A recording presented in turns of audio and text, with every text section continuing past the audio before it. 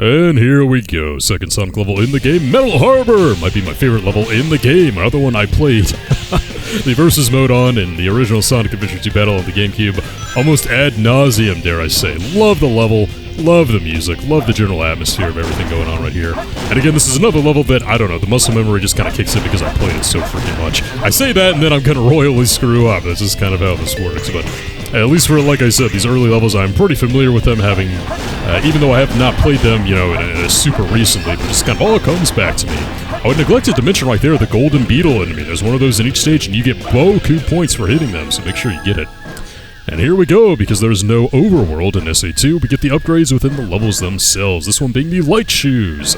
Light dash to move at light speed along paths of rings. The action window will appear near rings. Press the circle button to get them. This works a lot better than it did back in SA1 because, boom, it is instantaneous. Yeah, that's what I'm talking about. The feature still isn't perfect because it's mapped to the same button as the somersault button, as you saw right there, because I almost screwed up pretty bad. But hey, that was a perfect demonstration of what I was talking about, how I wish they'd given the light speed dash another button. I mean, didn't the Dreamcast have more than 2 buttons back in the game? Yeah, I think it does, but unfortunately, that's something we're going to have to contend with. For the most part, it doesn't really lead to a lot of huge flaws, but it is kind of concerning when you're over a bottomless pit and you have to light speed dash in order to survive, and you go into a somersault instead. I will say, I think it's worse in Sonic Heroes, you know, the sequel to this game, rather. But here, it's kind of annoying, but it isn't game-breaking like it can potentially be in Sonic Heroes. But here we go, let's go ahead and try to get to the top. So we got this timer, right? Missile's about to be fired, we have to get to the top. Now there is a hidden top that you can get to, but it is really hard to get to, and you have to be really good at the game in order to do that, and I'm not really good at the game and I can't do that. If you want to get an A on this level, you have to go to the level above and take the rocket that way, but again, I'm just not good enough. Sorry, guys. I remember trying when I was younger, you know, trying to get those all A's everywhere, but alas, it never happened. One reason why I've never 100%ed this game. This game is hard to 100%, you know, as we'll see later. But just in the context of Metal Harbor, I'm just gonna probably be happy to get the B yet again. I love the loop-de-loops. Sonic classic for a reason, man. The spectacle. I think a lot of problems the modern Sonic has is that it is spectacle over substance, and a lot of people will point the finger and say, well, that started back in the adventure games a while ago. Those were all spectacle over substance. I disagree, at least with the levels we had so far. Like, they're pretty fulfilling. I like them a lot. Pretty engaging. And I got a C for that? Oh, come on, man. Was it because I flubbed the light speed dash? Yeah, that might be it. Yeah, the grades are just going to get worse and worse from here on out, but I don't think that's inherently a bad thing. In fact, I think if you're playing all these levels for the first time, you're probably getting the lowest rank possible in E, because the whole point of the ranking system is to encourage you to play the level over and over and over until you get it down pat. That's kind of what Sonic has classically always been about. I found you, Faker. Faker? I think you're the fake hedgehog around here. You're comparing yourself to me? Huh? You're not even good enough to be I'll make you eat those words. I just always love how Sonic interrupts Shadow in that scene. I don't know if it's just like the bad mixing again, or if that was part of it. You know, he like interrupts Shadow, but I've always gotten a good kick out of that. So here we go, another character battle. This one is better than the Tails Eggman battle, that much is for sure. What we have to do is we have to get him to ricochet off us with a homing attack, and then somersault him, but he has to be facing away from us or else he'll counter. Well, there you go. Better than the Eggman battle because, you know, we have to do more than just stand in one place and push one button over and over and over, but still not the best ever, unfortunately. And hey, another Sonic level right after that. Yeah, I can get down with that.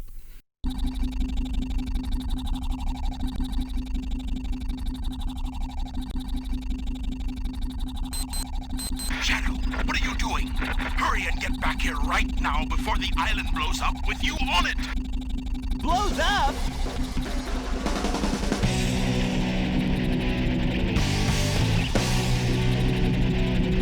Gotta get out of here.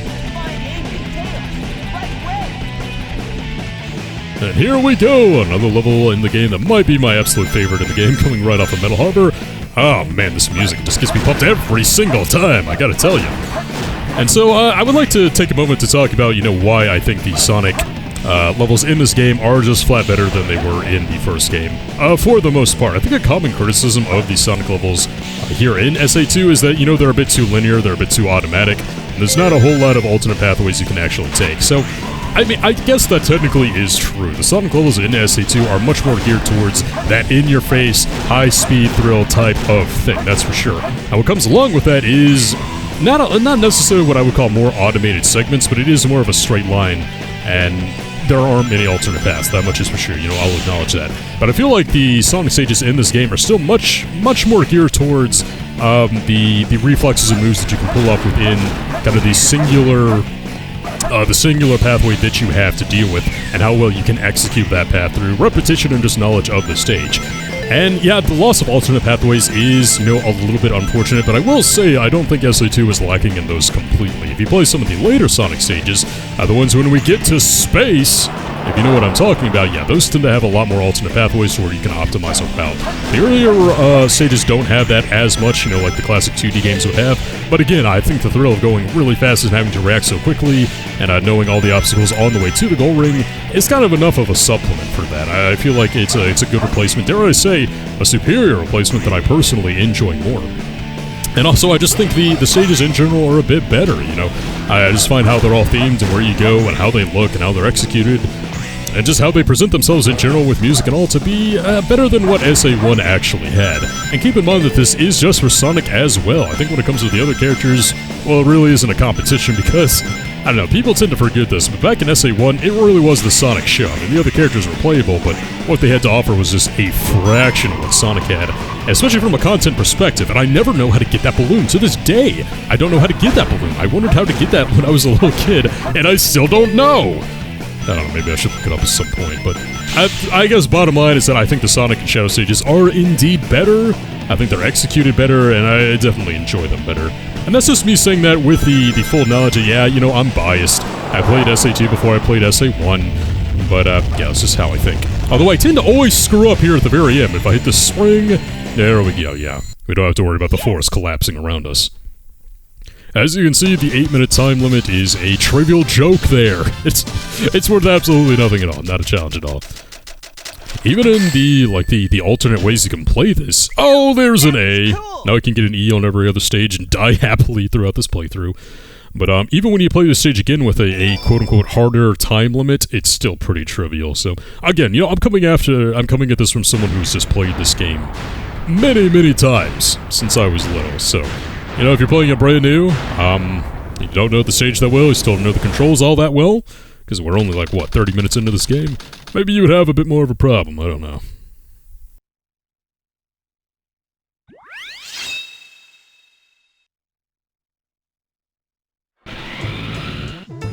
This place sure feels haunted. There's no time to lose. I have to hurry and find the Master Emerald. And here we go, Pumpkin Hill. It's probably the most infamous Knuckles level in this one just because of the Pumpkin Hill rap, which is just so bad it's good. It's so delightfully cheesy, I love it. And here we go, we get the digging tool, which we could do back in SA1. Gonna use that right there in order to get an extra life, and I think we got a radar hit. Like where was that radar hit? That radar hit was way back where... Oh no, camera, work with me here. Yeah, the camera's still a tad bit wonky. Oh no, really wonky actually. There we go, that's what I was looking for. Thank you, Win, for blowing me back up from certain death. And I've gotten really fortunate here that we're already going to get yellow hit, because I still really like Pumpkin Hill, because it is nice and spacious, so you can fly around pretty quickly, or to find, get a hit on your radar. But it is much better than the first level actually was, so you're going to have to watch out for that, because...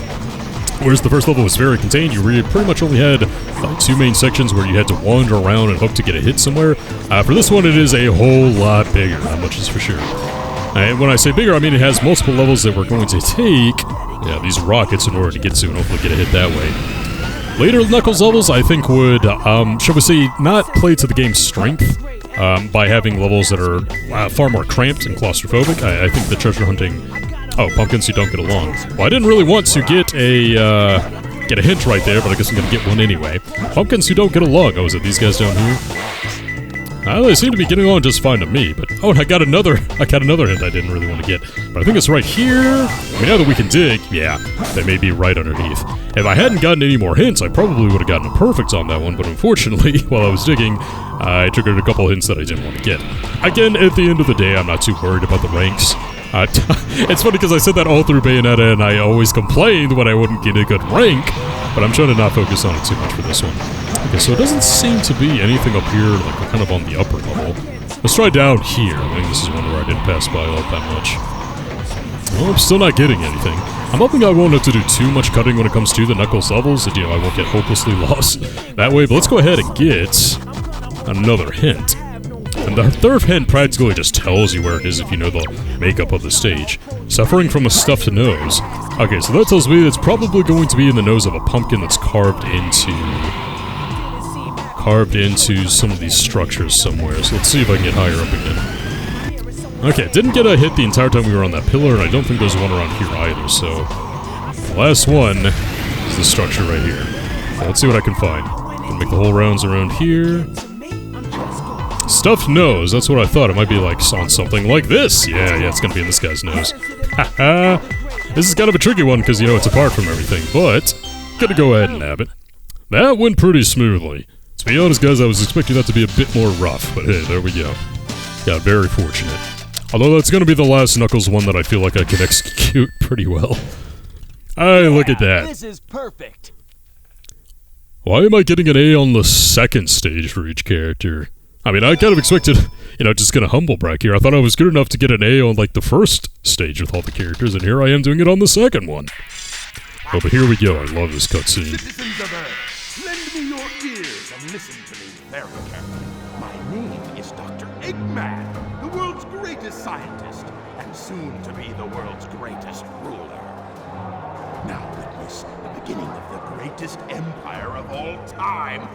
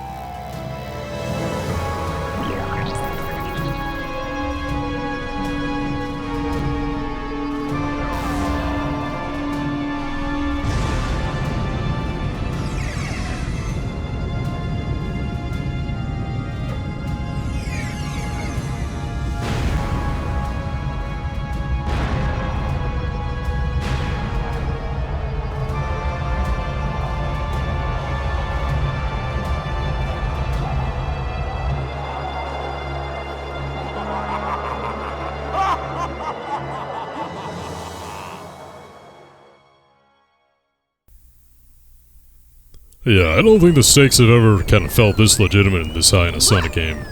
Since this one. I don't know, when they try to do crap like this in Sonic 06 and Sonic Forces, I don't know why, just the construction of that cutscene, they just never recreated something like that to where it feels real to me, Especially in Sonic Forces. I don't want to turn this into like another Sonic Forces bashing session, but I don't get how you were doing things like this back in, 2001, 2002? And then in 2017, the Sonic Forces attempt to kind of do the same thing just falls flat. Whatever, man.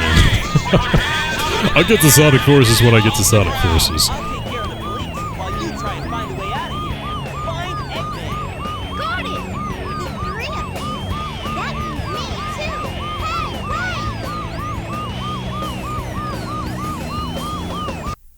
Another unfortunate consequence of not being playable, Amy is pretty much just useless in this plot. Which is weird, kind of like the base Tails gameplay style. I was hoping they could bring her back and kind of expand upon that. I did. What little Amy had, I did enjoy that back in SA1. So, again, I get why they wanted to simplify it. Having the 6 gameplay styles back in SA1, they probably got a lot of feedback that was just a bit too much. And, I understand that. But, again, it's just one of the many things that I feel like could have been improved upon, and they just never ever touched again after all this time later. But regardless, here we go. The second Tails stage. I don't really dig this theme as much as the first one, that's for sure. This is probably my least favorite Tails stage theme, to be honest. But yeah, so we could try to go over here, and can't go that way because we can't jump. And here we go. This is the movement upgrade I was talking about. It is the booster, which makes these segments far more enjoyable, if you ask me. This allows you to hover when you hold down the X button during a jump. And there we go. So now, boom, we can do that. So the mech is kind of heavy. It can be kind of difficult to plane your jumps accurately. And the booster fixes a lot of that. So we can do a lot more precision platforming with this one. Although I say precision platforming, I don't really mean that. Well, more of what I meant is that we can avoid bottomless pits more easily now, I feel like. We're not just gonna land in one place and be like, uh-oh, I exploded. Like, I exploded and now I'm dead. I'm falling into the abyss. Please help me. Not really gonna happen now that we have the booster to correct some of those jumps. And I think this is a good example of this right here. Like, if you were to go a bit too far, and you thought you had to correct your jump because you felt like you hadn't quite made it, you could use the booster in order to kind of correct that and also make larger jumps like this, like I was saying. So I think it's a good addition to this one. I kind of wish that Tails and Eggman had it from the get-go, that it was part of the base kit. Unfortunately, that is not the case, but hey, we have it now, so what am I doing complaining about it, am I right? So we have to hit this rocket right here and open that up. I guess that's just teaching us to kind of look around for rockets. This is going to become important whenever we play as Eggman in the same gameplay style, if I do say so myself. And Eggman does feel a bit more fleshed out as far as level design is concerned, and even upgrades now that I think about it. Although there may be upgrades with Tails that I just never got as a kid because they were very cleverly hidden away, things to that effect. But you can definitely tell that Tails, well, I shouldn't say that. I like the way the game is designed. Like, I would believe that Tails was kind of a last-minute addition, and that the true focus for this gameplay style went into Eggman, which makes sense. You know, you want to advertise that Eggman, or Dr. Robotnik, is playable for the first time ever, so, I mean, there you go. He's gonna get the most attention. So I'm gonna go ahead and bait that one like that, bait the second one like that, and there we go. Now, if I didn't know that, I could go ahead and nudge the little Amachow right there, making his debut in this game to the chagrin of many. I guarantee you, people just really don't like Amachow, and I get it. He's especially annoying in Sonic Heroes. But he would have told you that, yeah, you gotta watch out, because these things are gonna drop. That's just unfortunate, Let me try that again. Maybe I just need to start gliding like while I'm not on top of those things, or maybe I just need to jump a bit faster. But yeah, that is an unfortunate time waster, as I have to slowly go all the way back up. Let's try this again. There we go, that's what I should have done. Yeah, that was my fault. We waited a bit too long, because those things are gonna drop. Let's go ahead and get the Amachow. Oh, thank you, Amachow. Really appreciate some high-tier advice you're giving me. Would have never thought of that one. But we already got the practice segment on these guys when we would not have fallen deep into the abyss, so now if you do screw up, now you will fall deep into the abyss, so there you go. And yeah, you can see that rocket right over there, but we can't break open those crates just yet, so unlike SA1, whenever you get an upgrade, you can come back to earlier stages, and you can actually use those upgrades to do different things in those stages, which give you a fair amount of replayability for all the stages. Another advantage that I believe the SA2 stages to have over their SA1 counterparts. I don't know if there was a scenario in SA1 where you could like go back to an earlier stage with an upgrade and like find another upgrade, like a secret upgrade or something like that. I know that wasn't the case because I don't believe SA1 had any upgrades in the levels at all. So, you know, another point in the SA2 column, in my book at the very least, you know. But I think that is going to be it. Is that the goal ring I see? No, we got a bit further to go. Although I will say during this segment I was always kind of confused. Like, Tails, in the opening segment, we saw that this thing can become like a freaking jet plane. Like, why don't you just turn into a jet plane and get away that way? Well. I think this is one of those things where it's like, okay, just go along with the game there, Virgo. But there we go. That was a little rough. Lost a lot of time there whenever I did not make that one jump over the pit, but I think I did pretty well other than that. And another B. Well, hey, haven't got anything below a B so far. Pretty proud of myself for that one.